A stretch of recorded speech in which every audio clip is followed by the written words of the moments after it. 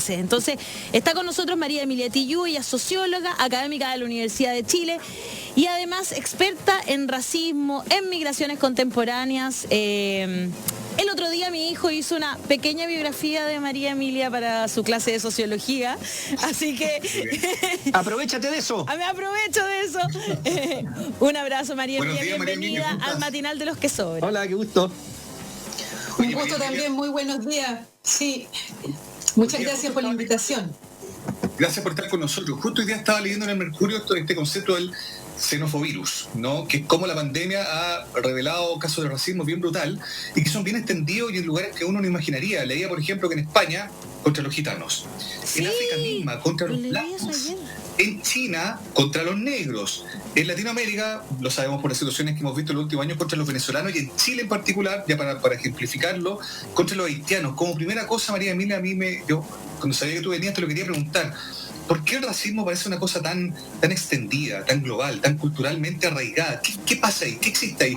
La necesidad de validarse frente al menosprecio, el menoscabo del que es medianamente distinto. ¿Por qué uno ve que es tan extendido y que está presente en lugares donde uno no imaginaría? Por ejemplo, que los mismos africanos estén, no sé, que son quizás los más pobres del planeta, estén mirando en menos los que tienen otro color, otro rasgo, otra raza. ¿Cómo te lo explicas tú?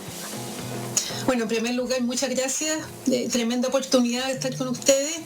Decirles que respecto a algo que escuchaba recién y que se dirige siempre mucho a los chilenos, en Chile no solamente viven chilenos, hay más de 1.500.000 personas que vienen de distintos países del mundo, al igual que nosotros, estamos expandidos por todo el mundo también. Es una primera cosa que me parece importante. Luego, este efecto terrible de esta pandemia, para que se despierte este racismo que a veces aparece agazapado, escondido, dormido, pero no nos olvidemos que ha estado siempre presente contra el pueblo mapuche, solamente que hoy día, podríamos decirlo así entre comillas, ha llegado un extranjero para odiar, para destruir, para desarmar. Entonces, esa es una primera cosa, entender que el racismo sí es una plaga terrible, es muy antigua, ¿no?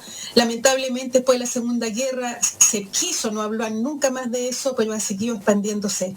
Entonces, saca, yo diría, algo así como lo peor de nosotros mismos, de nosotras mismas, al momento en que se busca explicaciones para algo que nos pasa. Hay que buscar un chivo expiatorio que pueda demostrar en distintas partes del mundo. Tú tienes mucha razón que en cada país del mundo hay extranjeros odiables y otros no, ¿no? Claro. Y en Chile no estamos lejos de eso, no solamente con la comunidad haitiana, sino con la comunidad dominicana, peruana, ecuatoriana, boliviana, que hoy día están siendo objeto de maltrato y que lo han sido antes. No olvidemos que esta cuestión no viene de ahora, ¿no? El racismo ya se manifestó antes, desde el momento en que llegaron migrantes desde los años 90 para adelante hasta hoy día, lamentablemente. Claro. Sí, yo quería hacer un comentario, doña María Emilia. Primero, comentar que tengo un sobrino que estaba en la India cuando llegó esto, y la verdad es que le hicieron la vida imposible, tuvo que esconderse, lo echaron de varios hoteles, porque le echaban la culpa a los extranjeros que hayan llevado el virus a la India. Y sí, recién acaba de volver en estos charters que hace el gobierno, que la presión de los papás, que eran gente de clase media alta, dejémonos de cosas, lograron que el gobierno se pusiera después de un largo tiempo. Entonces ahí también hubo racismo, pero como en todos lados. Y lo otro, a mí me parece, y usted me corríjame por favor, señora María Emilia, que si este como racismo y este extranjero que llegó para ser odiado, etcétera, que usted menciona, lo primero que uno se le viene a la cabeza es esto es por miedo, por desconocimiento, por incultura, ¿no? Y que se traduce como no tengo manejo de la información, como no tengo manejo de lo que sucede, tengo que cargarme en algo y mi incultura, mi miedo me dice, ya, ese, el distinto, el que yo, no sé, siempre he pensado que el miedo es la raíz de mucha estupidez en el ser humano, ¿no? De mucha estupidez a nivel de matanza, el miedo que después se traduce por guerra, odio, etcétera, pero claro, todo eso. Así es. Así es, o sea, hay varias cuestiones. Una que tiene que ver con el individuo y el temor que siempre tiene a alguien extraño comillas, que no está a su altura, voy a decirlo así, ¿no? Porque curiosamente, siendo los argentinos, por ejemplo, los costarricenses, también inmigrantes en Chile, no son considerados como tal. Lo primero es decir que cuando hablamos de migración, hablamos de 7 naciones específicas, ¿no? Fuera de eso, y efectivamente hay un problema histórico también que tiene que ver con este deseo de blancura del desarrollo europeo, de que el niño que nace tiene que tener los ojos de la tía que son azules, de todo este sentido común arraigado en nuestra historia, hoy día aparece de la peor manera. Pero por otra parte, no olvidemos lo que ha hecho el Estado, lo que han hecho los gobiernos, uno tras otro, sin preocuparse de una ley decente basada en derechos humanos integrales para cualquier persona que viva en este país. Luego, medios de comunicación, afortunadamente no todos, pero buena parte de los medios de comunicación, construyendo imaginarios, armando imaginarios y un sentido común potente que consigue que con este miedo que tenemos y con el temor que tenemos de este extraño que a lo mejor nos va a contaminar, a contagiar, a quitar el trabajo y todas las estupideces que se han dicho, efectivamente funciona terriblemente. Y cuando usted me habla de un pariente que le ocurrió eso afuera, a los chilenos, chilenas nos ha ocurrido también muchas veces. Les ocurre a comunidades chilenas en Suecia, le ocurre a comunidades chilenas que están en Estados Unidos, que son considerados mexicanos, maltratados, detenidos, equívocamente muchas veces. Es decir, siempre hay en alguna parte un migrante para odiar y siempre hay alguien que odia, porque efectivamente esa ignorancia tenemos definitivamente que desalojarla de una vez por todas nosotras. Estamos en una campaña grande nosotros hoy día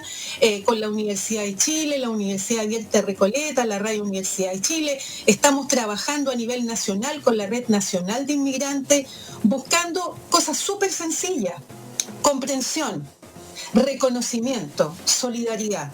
Son 3 conceptos que si con ellos hacemos un trabajo bueno, podemos avanzar y efectivamente que los niños, que las niñas estén interesados hoy día en trabajar esta cuestión. Para mí, lo que tú dices, Ale, es el mejor punto de partida.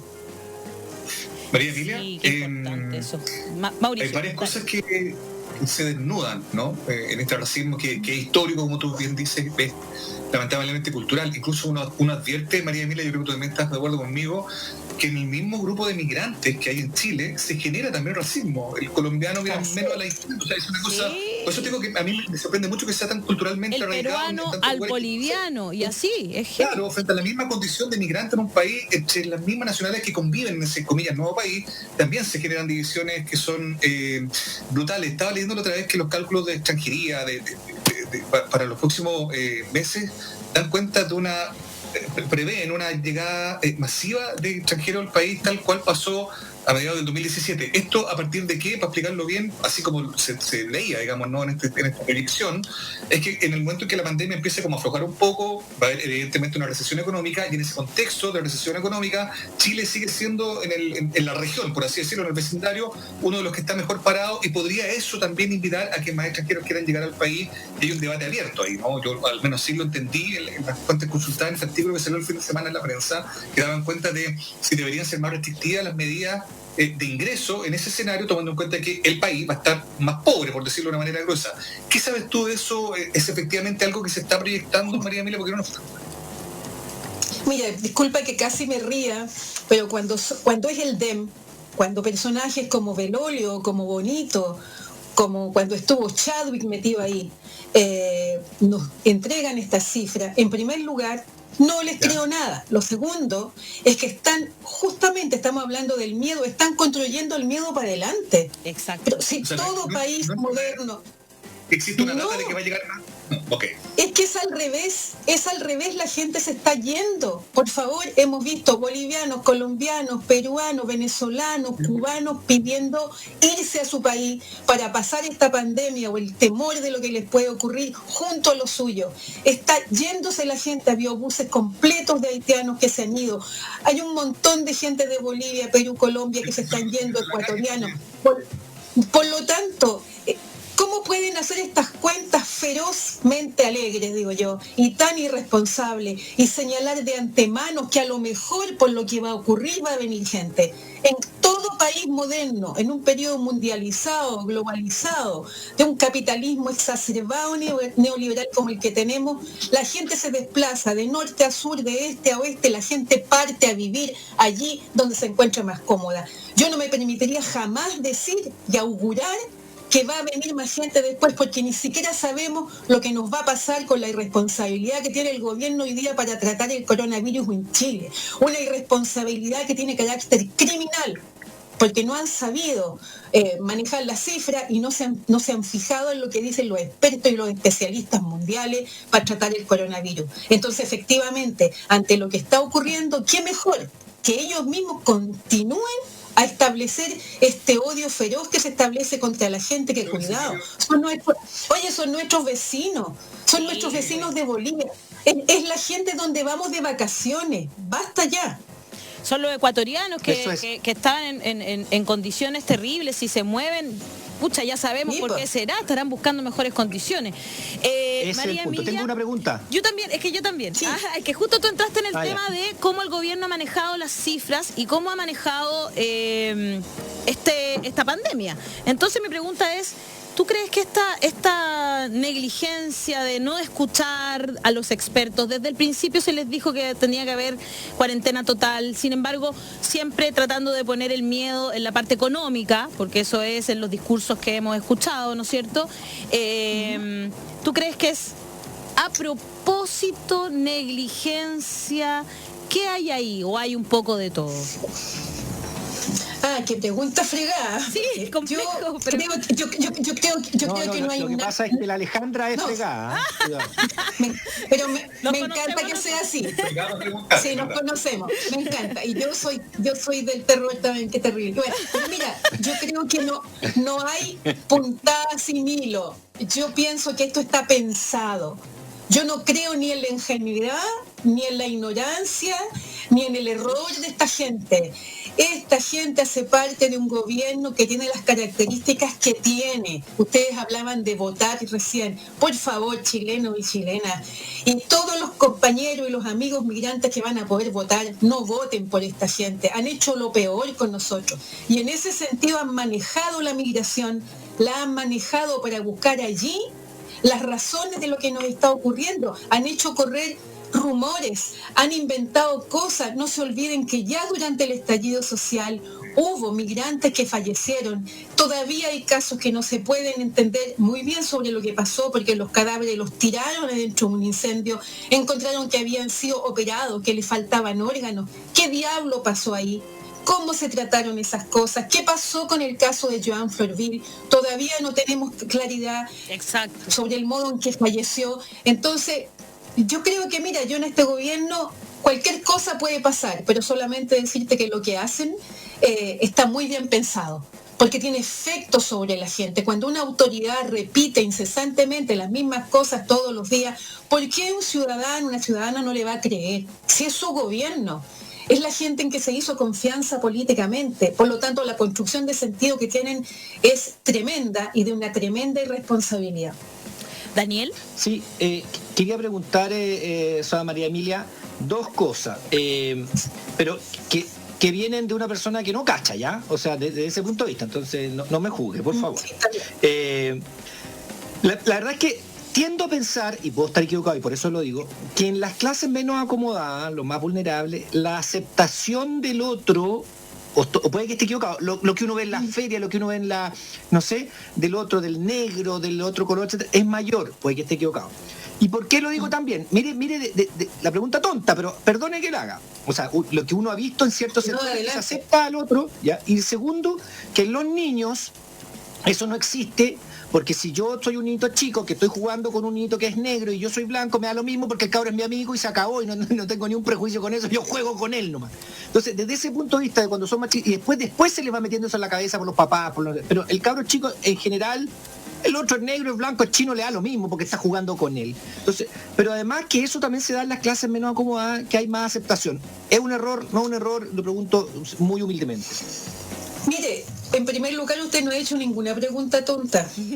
Además, bueno, uno le enseña a los estudiantes que no existe pregunta tonta. Lo mejor es hacer una pregunta. Es cierto. Cuando ya uno hace una pregunta es porque se plantea algún problema. Yo creo que lo último que usted señaló es muy importante, está comprobado. Antes de los 4 años, ningún niño diferencia por el color. Puede diferenciar porque usted tiene anteojos, porque yo soy más vieja, porque tengo canas, pero no diferencia por color. Alguien les enseñó esa diferenciación por color. Eso viene de la educación, de la enseñanza, de que, como dice Rubén Blades, no juegues con niños de color extraño, ¿no? Como nos enseñó en esa canción hermosa. O cuando nos han dicho cuando estábamos chicos, no te juntes con esa o con esa porque es una mala junta. Y uno lo aprende, y uno lo enseña, y uno lo repite. Esa es una primera cosa. Y lo segundo, el racismo se da por todos lados. ¿Ah? Se da, yo diría, de manera elegante por algunos lados, ¿no? Por gente muy inteligente, que tiene muchos estudios, muchos posgrados, para decir las mismas estupideces, y se da de una manera más brutal, quizá, o más primaria, en aquella persona que golpea, escupe. Nosotros hemos visto orinar, patear, matar a la gente en la calle. Pero ese acto racista terrible no es necesariamente el que debe ser juzgado del peor modo, sino la construcción que se hizo para que eso ocurriera. ¿Por qué alguien hace eso? ¿Por qué llega alguien a escupir a otro en la cara? ¿Por qué un tipo manosea a una mujer autodescendiente y la agarra en la micro o en el metro? ¿Qué lo hace ser así? ¿Qué lo lleva a tener esa condición terrible? Entonces hay un problema de humanidad, hay un problema de humanismo, ¿ah? Y todos sabemos quién habló del nuevo humanismo, ¿no? ¿Por qué lado entramos a un nuevo humanismo que nos haga distintos? Que nos haga distintos para comprender, solidarizar y reconocer a un otro como yo, porque eso que le pasó a su pariente afuera, le puede pasar a ustedes, puede ir tú, Ale, a otro lado y te van a escupir y te van a maltratar. Entonces, por abajo, con mayor ignorancia, por supuesto que sucede más a menudo. Pero por otro lado, cuidado, nosotros trabajamos con la Red Nacional de Inmigrantes en los campamentos, por ejemplo, donde la situación la viven chilenos inmigrantes, el sufrimiento es compartido, la gente ha logrado, pienso en los Arenales, pienso en el campamento de los Arenales, que lo pongo como ejemplo, en Iquique, donde la gente efectivamente hoy día cuida a la gente con COVID-19 porque no tienen ninguna ayuda del gobierno, y lo hacen entre ellos, entre ellas, porque la organización social de lo que fue la lucha poblacional en este país, eso sí que no se ha perdido. Entonces hay juntas de vecinos, hay sindicatos, estudiantes, trabajadores, gente ayudando en todos lados, que yo creo que nos da una tremenda luz de esperanza. Totalmente. Eso es lo que nos pone como contentos, que hay una pequeña luz ahí. Mauricio quiere hacer una pregunta. Exacto. Sí, María Emilia, yo te quería preguntar sobre sobre como la responsabilidad de los líderes, de los mandatarios en particular, en ir alimentando este clima de racismo. Tú sabes que hay obviamente una nueva controversia en Estados Unidos. Hace 2 días una periodista de asiática, ¿no? Le pregunta a Trump sobre esta cosa media exitista de los números, estar comparándose con otros países, cuando, bueno, las cifras de Estados Unidos, bien sabemos, no son las mejores. Y él le dice, bueno, pregúntale a China, que fue una forma de sacarse la pregunta de encima, pero también dejó ver algo muy complejo. La comunidad asiática vio ahí algo curioso. Ella misma le pregunta, ¿por qué me dice a mí eso? ¿Es por mi rasgo? Ahí se genera una controversia. Lo que te quiero preguntar en el fondo, poniendo eso como contexto, ¿qué tan relevante es el discurso oficial? Porque lo que ve es lo que tú me decías también, ¿no? Este es un gobierno criminal, es un gobierno que da la verdad, que instala supuestos escenarios que eventualmente le permitirían seguir con su agenda frente a cosas no confirmadas, ¿no? ¿Qué tan relevante entonces, insisto, para que tú lo puedas elaborar, es que esta conciencia sobre cierto lenguaje, sobre cierto modo, sobre cierto cuidado, sobre cierta conciencia, deba existir en la gente que influye mayormente en la población, que son los que tienen más visibilidad y son los que tienen la mayor responsabilidad, por ejemplo, ser presidente? Yo creo que todos sabemos, y ustedes son especialistas de eso, que los discursos son políticos, que cuando la palabra sale hacia el público, la palabra ya es política. Por lo tanto, cuando un mandatario, cuando una autoridad, ya sea local, ya sea nacional, ya sea mundial, se dirige al mundo, hay buena parte de la gente que lo escucha, le cree y lo sigue, independientemente de lo que nosotros desde otro lado pensemos o si estamos en el lado contrario. Por lo tanto, dirigirse a una persona y decirle eso, el efecto que tiene decirle eso a una persona que tiene rasgos asiáticos, porque de allí viene, tiene un efecto inmediato, y la prueba está que hoy día se ha criticado mucho. Pero cuidado, cuando nosotros, voy a hablar de nuevo de Chile, decimos que trabajamos como negros o que trabajamos como chinos, estamos haciendo exactamente lo mismo. Por lo tanto, a nuestros niños, a nuestros nietos, hay que enseñarles que eso no se debe decir. Y paso a una cosa que me interesaría mucho señalar muy rápidamente: no olvidemos quiénes están hoy día en la calle, en los delivery, en las bombas de benzina, sanitizando las calles, sacando nuestras basuras, limpiando los hospitales. ¿Quiénes son? ¿Quiénes son los que nos traen las cosas a nuestras casas? ¿De qué nacionalidad son? Pensemos un poquito más que gracias a ellos, que hacen parte de esta tremenda clase trabajadora sacrificada, es que también nosotros podemos seguir cuidando. Tal cual. Sí, es tan cierto eso, ¿no? Que ellos son los que llegan a nuestra casa. Hay que conversar con esas personas, conocerlas para perderles el miedo. Y yo, que conozco a las feministas que también son afrodescendientes, recordemos que nosotros tenemos muchos afrodescendientes, aunque durante años nos hayan mentido diciendo que en Chile no llegaron esclavos, que era totalmente falso, por cierto. De verdad que, por ejemplo, nos han pedido cosas como que saquemos de un título La Noche Negra, o no sé, ese tipo de expresiones que a nosotros nos encanta usar, ¿no es cierto? El momento negro que vive tal persona. Después, claro, uno se va dando cuenta, nos fuimos a negro, claro, todo ese tipo de cosas uno se va dando cuenta que las usa sin querer, pero van minando, como bien dice María Emilia, en nuestras generaciones nuevas, ¿no es cierto? Como que lo negro es malo, ser negro es malo. Después, como yo también tengo amigas que son afrodescendientes, que les carga, por ejemplo, que les toquen el pelo, porque también creemos que es llegar y tocar a la persona que tú tienes al lado, como, ¡uy, qué bonito tu pelo! Y como que, y todo ese tipo de cosas son expresiones racistas que no nos damos ni cuenta, como que nos las pasamos así, ¿no es cierto? Mira, hay un librito... Hay un librito solo. Qué terrible. El también, qué horror ese juego. Horroroso. Mira, hay un librito que se llama El ADN chileno, que es de unas colegas de la Universidad de Chile, en donde nos entregan cifras sobre el porcentaje de sangre indígena y negra que tenemos nosotras y nosotros en nuestro país. Imagínate. O sea, efectivamente hay que leer un poquito, hay que preocuparse un poquito, recordar quién luchó en la guerra, las primeras filas de la guerra, quiénes eran, pues. Recordar la historia, por ejemplo, de la Laguna de los Negros en Concepción, e ir a buscar quiénes fueron sus protagonistas y cómo los trataron, ¿no? Recordar quién estuvo en las luchas de Santa María de Iquique, si no fueron puros chilenos, pues. Había bolivianos y peruanos sacándose la mugre allí. Claro. Entonces, ¿hasta cuándo vamos a hacer esas diferencias estúpidas con la gente? Si en definitiva, en algún momento a lo mejor de nuevo vamos a estar obligados a salir nosotros también, pensemos en eso. María Emilia, no sé si queda tiempo para una pregunta más, Ale, ¿no? ¿Sí? Pregúntale a María Emilia, porque ella es la que tiene que ir a hacer clase. Entonces. María Emilia, claro. Gracias. Sí, está bien. Dale nomás. Frente como a esta opacidad en los datos, ¿no? Estos datos antojadizos que se entregan. Yo quería preguntarte a ti, como tú sabes, ¿cuál es la realidad de los migrantes, sobre todo los más pobres? Bien sabemos que en Chile hay migrantes deseados y migrantes no deseados. Hablemos de los no deseados, por así decirlo, que es una forma cruel de decirlo, pero bien sabemos que son los que generan más ruido a la autoridad, de los más pobres, digamos, ¿no? ¿Cuál es la realidad de ellos en este tema de la pandemia, particularmente en COVID-19? ¿Sabemos cuántos hay contagiados? ¿Sabemos cuántos están críticos? ¿Sabemos cuáles son los que están más expuestos? ¿Tenemos esa data? Mira, yo puedo hablar de lo que sé. Yo pienso que si se supiera que hay, voy a dar un ejemplo, haitianos con COVID-19, lo sabríamos todos. Primera cosa. Pero sin embargo, lo que sí puedo decirles es que las condiciones de hacinamiento, ¿no? Que las condiciones terribles en las que viven en casas en que les arriendan piezas a 200.000 pesos, donde comparten entre 2 o 3 familias, que efectivamente el 70% de la migración en general trabajan en condiciones de precariedad. Si decimos que además en Chile hay trata de migrantes en el Valle del Elqui, de Azapa, en el Maule, hay trata de migrantes. Estoy hablando de algo que sí sé porque participo en esos trabajos con el Ministerio Público. Si sabemos que se les arrebatan los papeles, se les oculta para tratarlos de la peor manera y colocarlos en unos containers o debajo unos plásticos. Si sabemos también, yo diría, de la indiferencia de la sociedad chilena hacia esas situaciones, es evidente que la posibilidad de un contagio es mayor por esas condiciones de vida.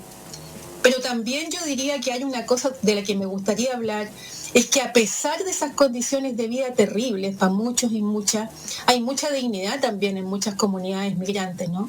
Hay mucha dignidad y mucha solidaridad entre ellos también y además con nosotros, con nosotras, ¿no? Nosotros trabajamos con colegas de distintas comunidades y efectivamente vemos que hay colegas que no les han revalidado sus títulos, que pasaron durante no sé cuánto tiempo limpiando en un condominio cuando tenían 2 títulos profesionales y que repentinamente la otra vez se llamó a que las personas de salud podían ahora ir a trabajar. No, lo que han hecho no tiene nombre. Y efectivamente no puede ser que solamente se eche mano a una persona cuando se le necesita. Y en ese sentido, mano de obra barata de nuevo, explotación de nuevo y maltrato de nuevo. Eso es lo que se vive. A mí me tocó ver a algunas personas en el Maule, lo que tú estabas contando también, cómo los utilizan en las labores agrícolas, mientras duermen en lugares donde ni siquiera tienen camas en ocasiones. Ni siquiera tienen camas. Son como, les cobran 200.000 pesos y no tienen dónde acostarse a dormir. Es que es realmente horroroso lo que pasa y se mueren de frío porque además no están acostumbrados a este frío chileno, ¿no? Es bien doloroso. Pero para ya ir cerrando, porque sé que tienes que ir a hacer clases, María Emilia, también el racismo que viven nuestros mismos pueblos originarios es muy feroz y hablamos muy poco y aparece muy poco en la prensa hegemónica, evidentemente prácticamente no cubren. O sea, el otro día mostraban en TVN, que es el canal del Estado, a las hortaliceras como si fuesen cualquier vendedor ambulante, no entendiendo su labor, no entendiendo el rescate de algo que han hecho desde los años, desde que somos país, Estado, ¿no? Entonces es como, es bien doloroso ver cómo tratan a nuestros mismos pueblos originarios incluso, ¿no? Mira, yo voy a terminar con esto porque efectivamente tengo que irme, pero sin dejar de decirles que tremenda oportunidad y que todo lo que ustedes puedan decir al respecto es tremendamente importante. Mira, el racismo contra nuestros pueblos es muy antiguo y también es muy político. Se ha rodeado al Gualmapu, ¿no? Se les castiga, se rompen sus casas, se trata mal a sus niños, se abandona a la familia. O sea, ese racismo contra el pueblo mapuche, contra el Gualmapu en general, y también se ha dado contra otras comunidades de pueblos originarios en distintas partes de este país, tiene una historia muy terrible. Yo pienso que es importante recordarlo y por eso que el racismo no es una cuestión que se dirija solamente a una persona, es una política, es un sistema, es una ideología terrible contra la que tenemos que hacer algo. Yo pienso que el apoyo de los medios de comunicación, de gente como ustedes, es fundamental para que nosotros sigamos haciendo nuestras maravillosas campañas. Tenemos una que se llama La Humanidad Somos Todes, y en esa campaña también incluimos a nuestras amigas trans, a las trabajadoras sexuales, a la gente que está presa en las cárceles, a la gente de la calle, pensando que si no pensamos que la humanidad somos todes inclusivamente, estamos mal. Eso. Muchas gracias. Gracias, María Emilia, de verdad. Gracias. Muchas gracias por haber conocerlo. estado con nosotros y ojalá podamos tenerte en otra oportunidad. Un abrazo grande. Mira, está acá estamos. Aquí. Muchas gracias. Chao, sí, gracias. Así, chao, muchas gracias. Hasta luego. Chao, María Emilia Tillú, socióloga chilena, tremenda mujer. Sí, se preguntan, sí, es la mamá de Anita, de Ana Tillú, por si acaso, para que lo sepan. Ya sabemos de dónde venía Ana. ¿O no, chiquillos? Con esa personalidad, claro, con las dos muy... Pues. Claro que sí. Pero con esa conciencia sobre todo, que es lo más importante. También, sí. Oye, es tremendo ver lo que está pasando y creo que deberíamos unirnos a ese tipo de campañas, ¿no es cierto? Tenemos la oportunidad nosotros de conversar con este tipo de académicas y académicos del USACH, de la Chile, que tienen muy poca visibilidad, ¿no? Y que realmente nosotros nos sentimos muy orgullosos de poder darles un espacio en este programa para que podamos poner el acento donde tiene que estar.